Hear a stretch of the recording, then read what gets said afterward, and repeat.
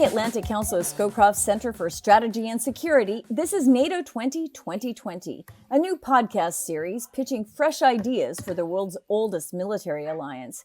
I'm your host, Terry Schultz. I'm a journalist in Brussels, and I've been covering NATO a long time, so I know a lot about how the alliance has been doing things, but this series is about how it could be doing things differently. The Atlantic Council commissioned a series of 20 recommendations as to how the 70-year-old alliance could freshen up a bit heading into the next decade.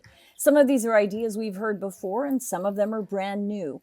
All of them are aimed at making NATO more responsive and resilient to the threats that get more creative all the time. I'm going to be digging into all these ideas with their authors. This episode, Digitalize the Enterprise. The authors are Jeffrey Reynolds. He's the Samuels Associate, Honorary Fellow and contributor to the Policy Insights Forum in Ottawa, Canada, and he won't be with us tonight, but Jeff Lightfoot, the other author, will be. He's a non-resident senior fellow at the Atlantic Council based in Washington. And we're also joined by Barry Pavel, the Senior Vice President and Director of the Scowcroft Center for Strategy and Security at the Atlantic Council. Thank you both for joining me. My pleasure. Thank you. Thank you for having us. Okay, so getting right into this, this is a very dense recommendation. A lot of information in here, a lot of data, a lot of different bullet points recommending the digitalization. But the first thought I had when looking at it is that I think NATO probably believes that it already is digitalized. So taking sort of an overview, what do you see? Where do you see the alliance falling short when you're just looking at sort of the level of digitalization that you're recommending? Yeah, well, do you want to go, Barry? No, go ahead, Jeff. Well, our thinking in this study, I think you make an important point, though. The worst kind of think tank study is the one that tells an organization to do something that it's already doing. And we tried to, in this document, acknowledge the fact that NATO is doing, and since we've published this paper, is doing some important work on digitization. So it's hired its first chief information officer, right, to try to bring it more into the digital age. It's publishing an artificial intelligence strategy here very soon. The NATO 2030 document, which looks just a little bit beyond this, identifies emerging technologies as a key strategic challenge for the alliance. We feel like the alliance is doing some good things. What we try to do in this paper is try to encourage NATO to think about digitization, not just in terms of how these technologies have an impact on the alliance, but how the alliance can think not only about developing infrastructure, but also thinking about its culture, its presence, its posture, its talent, organization, embedding digitization into all of that, so that the alliance, so digitization is an appendage to what NATO already does, but it's embedded into everything that it's already doing. For us, that's what we call kind of a game changer agenda that would be a lot more ambitious than the very good work that NATO has already done. If you had told people at NATO that they'd be conducting virtual ministerials relatively securely, that a big traditional state military bureaucracy would be working from home, NATO made important strides, I think, in that dimension. It shows that NATO is not completely blind to this set of challenges, but we think that there is more that the alliance could do that would be a lot more ambitious.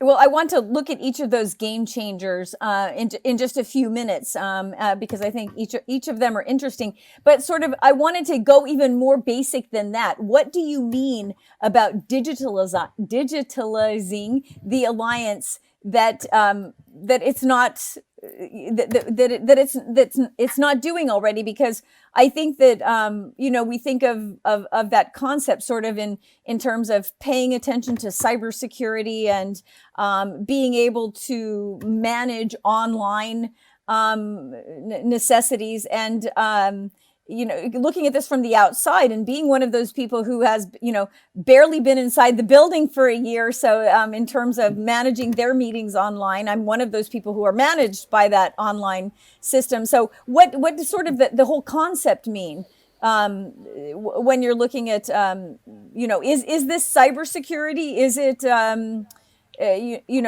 sort of starting to make use of AI, or just sort of take us down to the basics of it before we move into each of your recommendations? I'll take a cut at that and then would like to hear from Jeff also. But I mean, I think it's sort of the difference between an existing company, a brick and mortar company that has data that now understands the need for data and IT and that kind of stuff, versus, an Amazon who was built on a digitalized culture. I mean, that's probably the best way to summarize it. Whereas NATO has been making progress in key niche areas on leveraging data, it is not yet does not yet have a data management strategy. It does not yet have a staff and culture that thinks about this, that's digitally native. It certainly is using digital capabilities in its weapon systems. The members are, and it certainly is, has a sense of cybersecurity and cyber policy. But this is much more deeply structural. It's a foundation for really, in some ways, a transformation of the alliance. Because if it doesn't do it, we're worried that adversaries are doing it. China's military is doing it. Russia's making progress. So it cuts across so many areas. It's going to take a while. So it's a 70-year-old and not a millennial, basically. That's basically it. But hey, my 92-year-old dad, he's on YouTube every night. He's doing all this stuff. He texts me. NATO can do it too. My mom outdoes me constantly on this kind of stuff. So yeah, I shouldn't make fun of the generation beyond. But you said that in the article, you said that it needs to reconcile its conventional diplomatic warfaring abilities with these capabilities. And you just mentioned what would have been my next question about where are China and Russia with these capabilities. So when you say that China's military is using it, I'd be interested in what are some examples of what China's military can do with digitalization that NATO's, 30 militaries can't do. Well, let me just give you a brief example. The speeds of some capabilities that are in development, let's just take hypersonic weapons, which move at many times the speed of sound. These are ballistic missiles that can also take other trajectories, but they move very quickly. If you think about where warfare is headed in the 2030s, including space capabilities, a range of others, people are increasingly talking about a concept called AI-enabled command and control. In other words, so much is going on on a vast battle space that you need some algorithms, you need some artificial intelligence to support the humans who are making the decisions and who are orchestrating the military capabilities to be able to be successful on the battlefield. We see China moving very quickly. They are leading in some areas of AI compared to the United States. The United States is leading in others. And the key to AI, to use one example, is volume of high quality data. And we know that China and the way it manages its society, the way it is subsidizing its technology sector, is moving very quickly, has a lot of data, 1.4 billion people, does a lot of things with its data. And we have NATO, where together, I think if NATO comes together, they can have the same amount of data.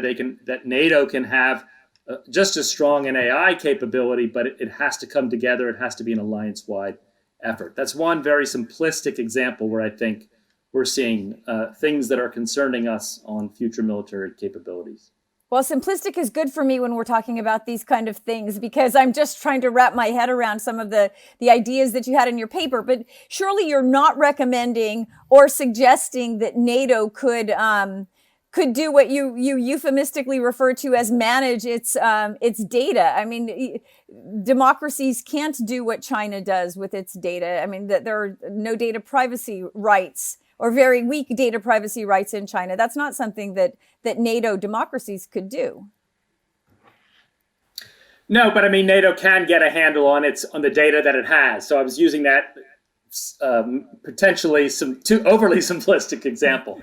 But the use of artificial intelligence and machine learning, and perhaps Jeff can go into more detail. The paper did talk about this area as one of the key focus areas.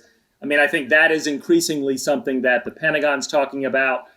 Different names, JADC2, Joint All Domain Command and Control. This is going to have to be increasingly developed to be able to orchestrate command and control the different platforms across the different domains in an integrative way to have effects on the battlefield. So that's a different way of saying sort of the same thing. Yeah, just maybe to add on to that point, some of the work that I was doing previous to this in the private sector, we were very involved in talking to NATO about the importance of secure 5G, and the implications it could have. For example, we talk about digital infrastructure in this paper. That's just one mere component of this. And there was a lot of thinking going on within UCOM, within NATO, about how the ability of, how quickly can the satellites get down to the shooters on the battlefield as quickly as possible, process all this data, and how the UK's new aircraft carriers can seamlessly translate huge amounts of data to the F-35, which is essentially a flying computer. And so while we're not talking about the same kind of personal privacy-induced, violating sort of violations of data in the way that the Chinese do it, at the end of the day, NATO has no choice but to fight and to harvest these technologies and to be ready to fight by having a huge ability to harvest huge amounts of data and process them securely and as close to in real time as possible for the command and control kinds of issues that Barry highlighted. We see also implications, not just in conflict, but in terms of training, intelligence, situational awareness. And an important point we tried to make in this paper was, we've heard some of the debates that you've probably covered in some of your other podcasts about, does SACEUR have the proper military authorizations now? And some allies like the French and others who were worried about the control around that, the political control of decision making. We feel that a digitization strategy, harnessing these technologies, actually gives more awareness to decisions to make better decisions. So it's not the machines taking over the decision making, but it frees up by routinizing certain systematized processes on maintenance or logistics, those kinds of things that can be more routinized. It gives decision makers more information and ability to make better decisions. That's, at least we hope so, and hopefully in that process, best deter conflict, prevent conflict, and save lives, or win if forced to on the battlefield. But is this just one more of those areas where, since you have 30 governments and some of which need to go to Parliament for big decisions, is this one more of those times that, of course, an alliance of governments cannot make decisions as quickly as any single country like Russia or China? Yeah, well, that's always, you hit it, and not surprising at all, Terry. That is, NATO, the political decision-making process, usually in the run-up to how NATO might organize itself to operate in a crisis, tends to be the slower link in the chain. And when you see what adversaries are doing, how Russia is using hybrid warfare capabilities to actually, deal with that very potential vulnerability of slowness of political decision making, and you see China using similar tactics in its region, then I think you've hit on something that I don't think any amount of data or technology can speed up. So that's more of an awareness problem of something that decision makers just have to get a handle on. Or if NATO's late to a war, it doesn't matter how effective it would be in a war. Late to a war. That we talk about that sort of with military mobility, which is, the opposite of this. This is sort of, being able to move across a bridge. That is the subject of another podcast. But just before we go into your 5 game changers, which I found interesting, and I'd like to hear more about them. What's the difference between what you're talking about now and disruptive digitalization? Because you said that that's one step beyond. So what explain the difference between what you're talking about now and what you would describe as disruptive digitalization? I mean, it all sounds disruptive to where NATO stands now by your assessment. I think this gets to the point that Barry was making earlier, the allusion sort of to Amazon is, so NATO is beginning to undertake this process. It is thrust upon it. It is here. In fact, I might even not say that NATO is late to the war, because if you look at the information, there is sort of an information war occurring at sort of other means than conflict on the battlefield. But we see this as then the next step beyond, which is NATO trying to how there's this old saying that you don't just bolt cybersecurity on, you want to embed it in every level of the process. And I think it's the same thing with digitization. It's not something that's bolted on, it's built into everything. So who are the typical people that often work at NATO? It's retired, or it's diplomats, it's military officials. What's NATO's capacity to hire and recruit and retain digital talent who can be developing these kinds of technologies in everything that NATO does? We talk about posture and presence. Can NATO leverage a digital remote environment to not just be based, in its typical bases or in Brussels and Norfolk, but to be maybe posted in hubs of innovation, so it's closer to Silicon Valley or Korea. So it's in partner countries and a little bit closer to where the action is and is better aware of trends taking place in the private sector that might have an impact on the battlefield. So we talk about some of these elements that are perhaps not in the way that NATO is thinking about operating right now, that would be, I think, for the alliance disruptive and hopefully embed digitization in everything that the alliance does. Have you seen any improvement with its centers of excellence that are often in cooperation with the EU, or the hybrid center of excellence in Helsinki, for example, or the cyber center of excellence? I mean, have those moved the ball at all? I think they're a start, but I think that there's more that can be done to actually, those are sort of affiliated with the alliance, but we're actually suggesting that the alliance itself, take on a little bit more of an ambitious pathway. And I think the center of excellence, if you ask people in NATO, some of them are great, some of them probably achieve, like anything else, some more than others. Yeah. Another way to think about this, Terry, because I'm taking your point that what's the big picture context? And another way that I think about this is, we're really in a new era of history, even compared to 10 years ago. Not just the rise of great power competition, but this explosive technology development and application, which is key to the overall competition, actually. The rise of the information space, including data science and bots and all that stuff.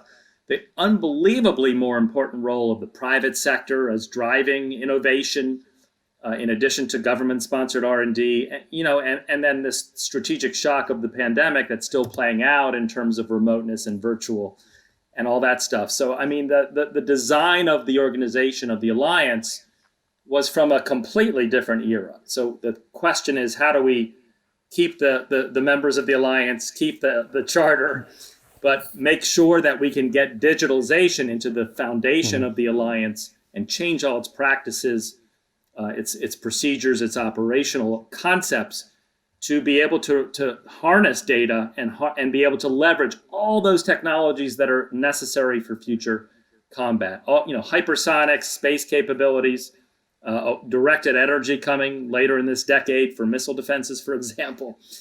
All of that, you need data is the foundation. Data management and a data culture is the foundation for realizing all that potential. Well, in the time that we have left, let's look at your 5 game changers, because I think those are the best way to look ahead with your recommendations. So game changer 1, artificial intelligence and machine learning. So you've mentioned AI a couple of times in this conversation, but how exactly do you mean to integrate this in what NATO is doing now in a way that it is not doing? As you mentioned, they are moving ahead on AI, although we haven't seen it yet. But where is the most useful implementation of this? So in our paper, we saw the most useful implementation of this. There are certainly battlefield applications. We highlighted some of how AI could help provide first of all, improve situational awareness, perhaps improved ability to understand the intentions of an adversary, to maybe head off conflict or understand an adversary, but also to have more realistic training exercises so that NATO can embed those into its exercises to be more prepared for realistic conflict in the future. Those were a couple of areas that we highlighted, sort of separate from the ones that we've already talked about in this podcast, that might have real battlefield implications. And we have had another podcast about gaming, doing more game theory, and doing more simulations. And that's sort of what you're talking about, isn't it? Sort of using it as a predictive measure. Yeah, absolutely. Yeah. So game changer 2, data factory.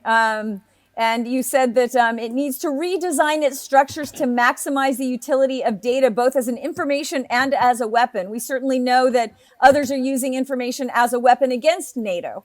And are you looking at sort of the products that I see, the output of the press office and strategic communications? Are you talking about that, or even further when you're talking about using it as a weapon? Well, I think that's part of it. And some of it also gets back, though, to what we talked about earlier, that NATO, to ambitiously lay the digital infrastructure for the alliance to be able to process these huge quantities of data that Barry talked about that are going to be so relevant, also in terms of on the field of battle, and for the alliance to be able to sort of seamlessly communicate and get quick information from its satellites to its headquarters down to the tactical level in a secure way. That's the command and control, which is essential in an alliance of 30 members. to be able to fight together has to be able to operate quickly at speed and at scale and securely. So that's where we really focus here, not just on the information space, but laying that digital infrastructure with a secure 5G network, secure cloud that allow the alliance to process that data at speed and scale. And this ties in, I would guess, to your game changer 4, which is staff and culture, because you're not just talking about being able to gather the data, but also having the experts on staff to be able to sift through and make operational use of it, right? Absolutely, and to help design processes and procedures with those kinds of technologies up front, so that NATO is staying at the forefront of technological adaptation and adoption. Absolutely.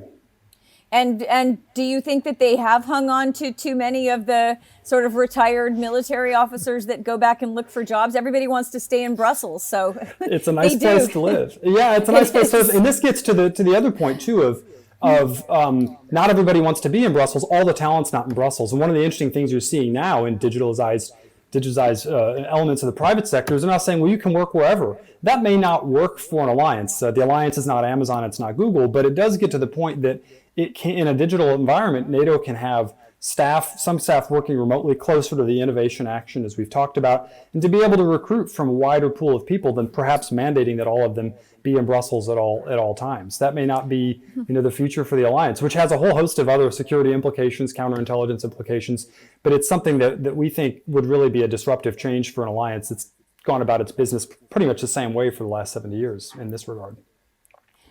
I mean, that would be really different if they started hiring young techies. You don't see that. That's not part of the culture at the moment. I mean, they're having trouble hiring young people at all. I know that's a big concern, and it's something that they want to do and are gearing more towards younger generations. But that means more. That has tended to mean more like leaning towards dealing with climate change than what you're talking about. I think sort of more addressing what the younger generations' perceptions of threats are. Well, that's why we call it a pretty disruptive recommendation. There are certainly people that are in that business. It may not be as cuddly as the climate sort of discussion, I know, which is obviously very animating for young people. And I know some of the papers dealt with that, but this is certainly a real need. There are people who are focused on this, and it is an area we think the alliance could really disrupt itself, but have real benefit in doing so. Okay, let's go back. I hopped over to Game Changer 4, so let's talk about Game Changer 3, footprint and reach. What does that exactly mean? I mean, that you sort of have addressed it a little bit about not needing to have all its meetings in person. I mean, we've had one ministerial in person in the entire last year. That's about not having to have everybody in the same place and have everybody in person, right? Yeah. So one is the obviously NATO did a really great job of telework and virtual ministerials. That's impressive. NATO, so sort of two things we thought. There are partners that could be closer to, right? So if the Indo-Pacific moment is here and the NATO 2030 report looks at that, so how could NATO leverage digital strategy to be a little bit closer to the Indo-Pacific or the areas where it perceives, where it wants to have greater situational awareness of the future areas of conflict? And then the second element that we thought was important was being closer to technology innovation. That doesn't just take place in Brussels, and it doesn't just take place in Silicon Valley either, right? There's interesting technology innovation taking place in all throughout the alliance, but also in friendly partner nations, even in the Persian Gulf states these days. And so in Israel, how can NATO take advantage of a digitalization strategy to be closer to the action there? But how could it? I mean, if these are countries that they work with but are not allies, how can you really and we have talked about this in other episodes as well, how can you you can't be too close to countries that aren't allies. I mean, you've got the whole sharing of information, which is already a problem within NATO, with information, data sharing and trust. I think our idea would not be to have them like embedded with partner countries, but have a NATO sort of liaison office where somebody is actually, maybe in, it could be in Tokyo or it could be in Tel Aviv. And some of these are, I guess, NATO partners anyway, but there's a lot of interesting innovation going on there for their ability to sort of keep an eye on what's happening in the private sector that might be relevant for the alliance. That's interesting. Okay, and a new Game Changer 5, a newish way of war. Explain that. Sure. I think the big idea here was essentially that if NATO doesn't get into this, that NATO can either shape the insecurity environment or it can be shaped by it. I think this is a point that you were making earlier, Barry, that this is an emerging way of war that is being shaped by adversaries that don't have NATO's the common values within the alliance, and it's essentially a shape or B-shaped environment. And we think that a coalition of allies, you mentioned an important point earlier, this is an alliance of 30. It's difficult to make a decision about what to have for lunch at the NAC ministerial, much less what pathway to go down in terms of digital warfare. Progress is made within this alliance, typically with some key allies driving an agenda at the North Atlantic Council, convincing, cajoling, pushing the laggards along, and certainly there will be some. We'll see that in the AI strategy coming out this year, but we think that this is a moment for a few key allies that are thinking about major power competition and technology to drive that agenda forward at the NAC. Because if it's not at the table, then you're probably on the table, as that old expression goes. Well, we've certainly moved through all of these recommendations at a mile a minute. I mean, it feels like this is forward looking at a speed that NATO would be hard pressed to keep. But unfortunately, that's all the time we're going to have for now. I hope that everyone will go back and read your recommendations because this is a very dense paper. And a lot of information in there. So I'd very much like to thank you for joining us, Jeff Lightfoot and Barry Pavel from the Atlantic Council, and their recommendation to digitalize the enterprise. Thank you so much for joining us. And you can find all 20 ideas at atlanticcouncil.org, and tell us what you think on Twitter at #StrongerWithAllies. Thanks so much for joining me, and I'll see you next time.